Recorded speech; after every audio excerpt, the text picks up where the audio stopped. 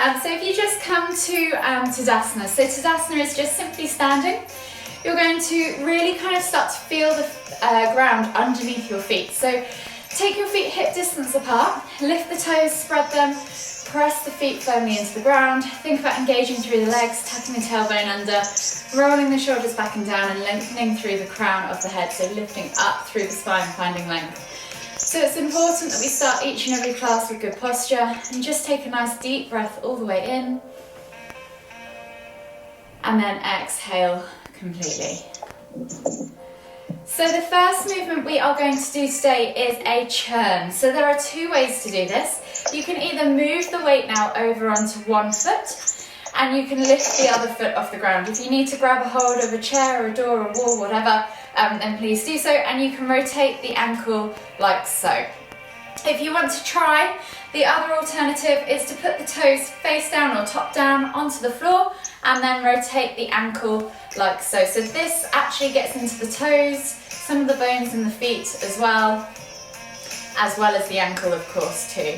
So pick whichever progression and we're just going to do 10 or so circles in one direction,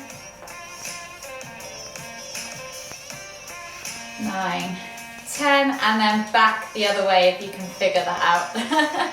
Sometimes it feels a bit awkward. And of course we're going to do both sides. So this is a great way to get the joint mobilised, get the joint loose, gently start to encourage better movement range within the joint. Once you've done 10 or so circles in each direction on one foot, of course we're going to switch over to the other. So again, option to circle the foot, just standing, holding onto that door, wall, chair, whatever you need, or toes flat down, so top down on the floor, and then you're just circling through the ankle joint, getting into the toes, the top of the foot, the underneath of the foot as well. And again, 10 or so times. So this is called churning. What churning does is it covers the joints with synovial fluid. So synovial fluid is something that we have in all of our bodies, in all of our joints, but sometimes it kind of gets stuck in little pockets, and this encourages it to kind of create a spread over all of the joint that we're trying to work. And then you're going to go back the other way if you haven't already. So synovial fluid is used to kind of protect, grease, oil our joints, if you like. If you think about a car or mechanics, we use oil to make sure that those different sections move freely and smoothly, and that is exactly what synovial fluid does within our bodies. So once you've done 10 circles in both directions, we're just going to come back to that Tadasana position. This time we're going to kind of circle the ankle but in a different way. So we're going to feel each corner of our foot. So you're going to place the big toe on the floor. You're going to then roll over so that all 5 toes, one by one, go over onto the floor as well. Come over onto the outside edge of the foot, back onto the heel, lifting the toes off the floor, and then onto the inside edge of the foot. So we're just going to do 5 foot circles in one direction,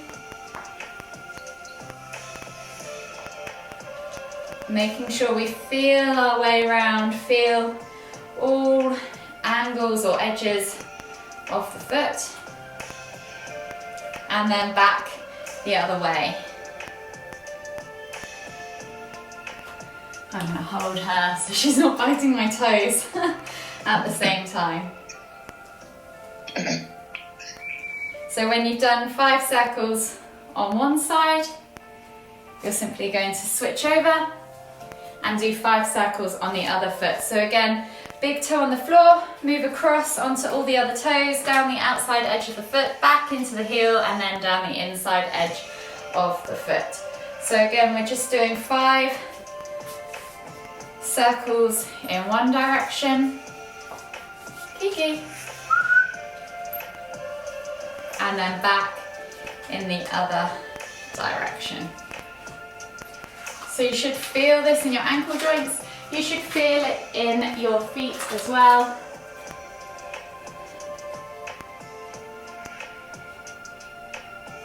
And then when you've done 5 in both directions, just come back to neutral. From here, we're going to still stay upright, and we're just simply going to point and flex the foot 5 times. So moving on to one leg, just point the toes down, flex the toes back. If you need to hold a wall or a door or a chair, you can. When you've done 5 on one foot, you're going to switch and do 5 on the other foot. When you've done 5 on both feet, just come back to neutral and we're going to move ourselves down onto the ground. So coming down into a kneeling position now, we're going to take the right foot out in front of us. From here, we're going to send the knee over that foot and just gently rotate the knee 5 times, going outwards with the knee.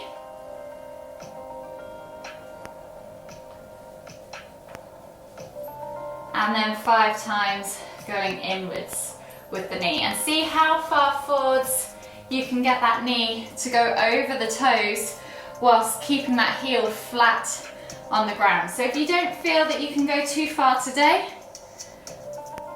then that's absolutely fine. We're working towards getting better mobility. Once you've done 5 times on one leg, again, switch over, and we're going forwards with that knee again, keeping that foot nice and flat on the floor, pressing through that heel, and then taking that knee outwards. 5 rotations outwards, really focusing on getting that knee as far forwards over those toes as you can. And then 5 with the knee going inwards. So you're going to rotate in the opposite direction.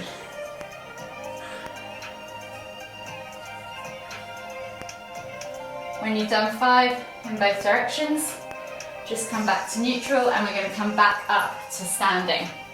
So from our Tadasana position, feet are hip distance apart currently. We're going to take them just slightly wider than hip distance for your squat stance. So take them slightly wider. We're then going to inhale as we lift the hands up, palms together at the top, and as we exhale, we're going to come down into the bottom of our squat. So for some of you today, that might be here, it could be here, it could be all the way down to the floor. What we're looking for here is a nice upright torso.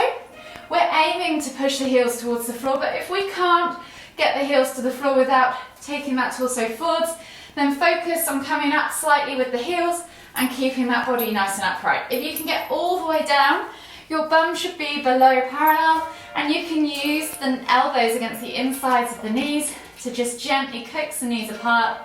And you can just either wiggle or pulse, whatever works for you, to just get into the hips, get into the ankle joints, and maybe just rocking from side to side, maybe just slightly lifting the heel as you rock from side to side. Just feel how this posture feels to you.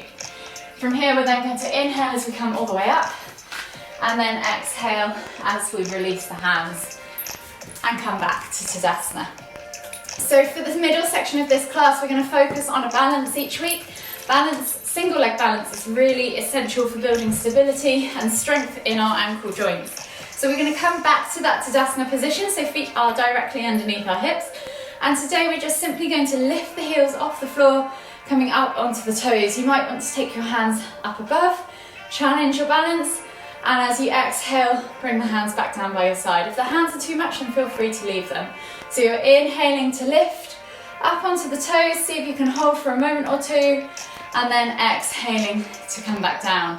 We're going to do 3 more. So inhale to lift, exhale to lower, inhale to lift, exhale to lower.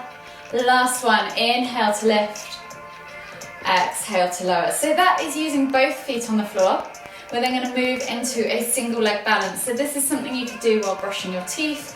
If you've had ankle injuries, then this is something really good to do to start building awareness of where the foot is underneath your leg, underneath the ankle joint, so that if you are prone to kind of falling and twisting it, your body can make that connection quickly so you can correct the placement of the foot and hopefully avoid further injury. So coming back to that Tadasana position, we're just simply going to lift the right leg up, taking the knee in towards our chest. So option to just simply lift the foot off the floor as level 1. Option 2, bring that knee in towards the chest, grab it with both hands. You can use a chair, again, a wall, a door, whatever you need, and just hold there for 5, 4, 3, 2, 1, and relax. Take that right foot down to the floor and we're going to switch sides. So moving your body weight over onto the right leg. We're going to take that left foot off the floor as we inhale, or even bring the knee in towards the chest. And simply just hold there for 5, 4, 3, 2, 1. Slowly lower that foot all the way to the floor, and then we're going to make our way down to the floor on our hands and knees. So bad mobility in the ankle can be caused from various tightnesses within the foot, but also above the ankle joint as well. So particularly if your calves are tight. So for the next movement, we're going to do a kneeling calf stretch. So coming onto your hands and knees, you're going to take the right foot back behind you, tuck the toes toward the floor and press the heel back away. So you can feel a stretch down the calf muscle, down the back of the leg, and really press back into that heel. Hold for 5, 4, 3, 2, 1, and then switch sides. Taking the other foot behind you, so left leg goes back.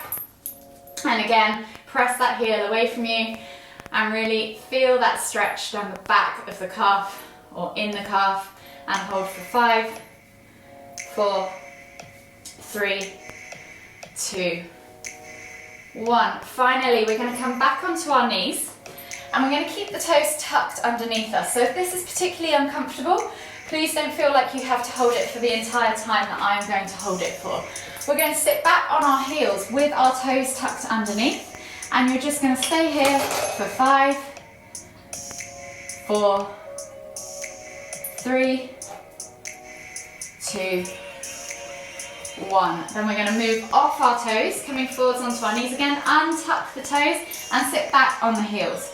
From here, we're going to take the hands back behind us and we're going to lift the knees off the floor, so you're stretching down the front of the ankles. So just gently go as far as you feel comfortable, lift those knees off the floor and then lower them back down. So we're going to inhale to lift, exhale to lower. So you're going to do this 10 or so times.